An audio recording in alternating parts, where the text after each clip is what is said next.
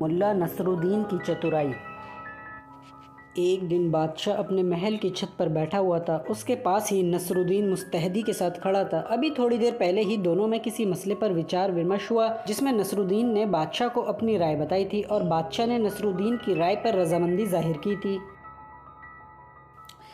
तभी बादशाह ने उस मसले से अपना ध्यान हटाया और अचानक नसरुद्दीन से पूछ लिया, नसरुद्दीन, यह राजकाज के मसले तो कभी ख़त्म नहीं होंगे, क्यों ना कुछ देर के लिए ध्यान राजकाज से हटाकर हंसी टिटोले की ओर लगाया जाए।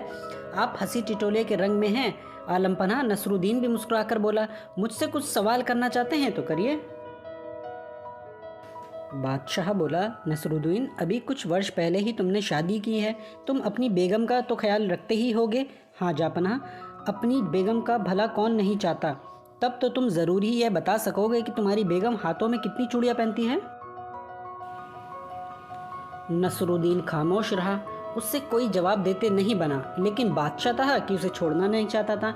उसने फिर से पूछा, बताओ नसरुद्दीन, तुम्हारी बेगम हाथों में कितनी चूड़ियाँ पहनती है। नसरुद्दीन ने कहा, आलमपना, अपनी बेगम के हाथों की चूड़ियाँ गिनने का तो मुझे कभी समय नहीं मिला, ना मैंने कभी उसकी चूड़ियों की तरफ कभी ध्यान दिया। पर मैं आपसे एक बात पूछना चाहता हूँ। हाँ हाँ, ज़रूर पूछो। बादशाह ने आनंदित होते हुए कहा, हुजूर, आप अपनी प्यारी दाढ़ी पर दिन भर में ना जाने कितनी बार हाथ फिराते हैं। क्या आप बता सकते हैं कि आपकी दाढ़ी में कितने बाल हैं। नसरुद्दीन के इस अटपटे प्रश्न से बादशाह बौखला गया। कुछ पल रुककर उसने कहा, नसरुद्दीन, इस सवाल का जवाब देना तो बहुत मुश्किल है, लेकिन मेरा सवाल आसान है। तुमने ज़रूर अपनी बेगम की चूड़ियाँ गिनी होंगी। नसरुद्दीन ने उत्तर दिया, आलमपना, स्त्री के हाथ की चूड़ियाँ गिनना भी असंभव ही है। कारण यह है कि स्त्रियां अपनी इच्छा अनुसार चूड़ियां की संख्या घटाया बढ़ाया करती हैं, किंतु जिस दरवाजे की सीढ़ियों से आप रोज़ाना आया जाया करते हैं, क्या उनकी संख्या ठीक ठीक बता सकते हैं। बादशाह बोला, नसरुद्दीन, मुझे वह सीढ़ियां गिनने का कभी मौका ही नहीं।